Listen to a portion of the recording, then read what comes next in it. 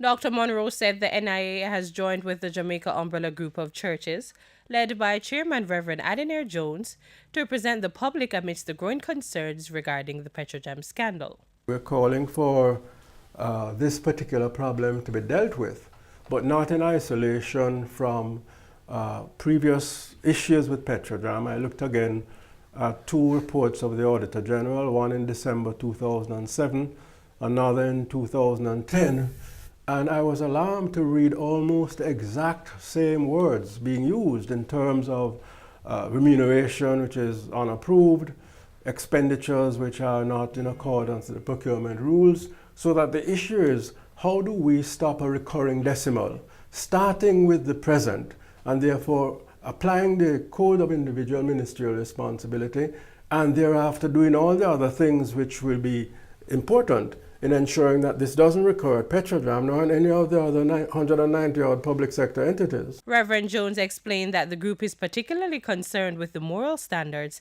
and good corporate governance of not only Petrojam, but the government. But we also have the wider concern of the erosion of values and standards across institutions of our society. And that is linking our mind to even an erosion of our democratic pillars as a nation. And that it would be unbecoming of the church, who handles a kind of moral standard in the wider society, to ignore the undermining of very basic principles of propriety and decency in our nation. And that if we were not to respond in a very deliberate and systematic way to the Petrojam issue and to take it to other corridors of our society and spaces, then we would have neglected our prophetic and our shepherding responsibility in the nation. Reverend Jones outlined one of the plans of the NIA and the Umbrella Group. We expect to be going across the country, Yes. and to be having the engagement. Yes. We expect that that will build its own momentum and perhaps move from subject to subject, issue to issue. We take the view that this is an arrangement that could bring Jamaica back to a kind of appreciation of civic Yes. and civic responsibilities, Yes.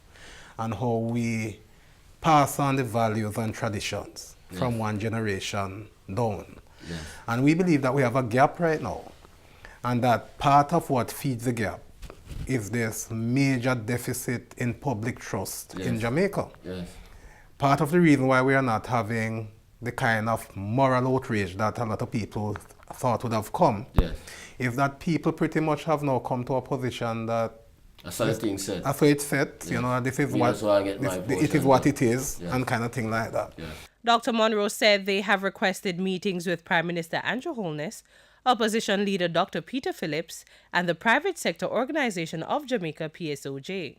So we want to remind the PM he has set himself certain high standards. Yes. We want to look at his inaugural address. Precisely. We want to look at the code of conduct for Yes. ministers and to see whether he agrees with us that the code of conduct for ministers, which requires ministers to be held to the higher standards Yes. and to be dismissed or resign if they do not, whether he believes that that is being followed. And the leader of the opposition similarly. We don't think that any one of us is beyond blame or Yes. beyond reproach, and the private sector leadership. We need to all come together now and say, Jamaica first, regardless of our political interests Yes. or partisan concerns. Allegations of mismanagement and corruption continue to plague the state-run oil refinery, and investigations into the scandal are underway. Kimberly Wright, Frontline News.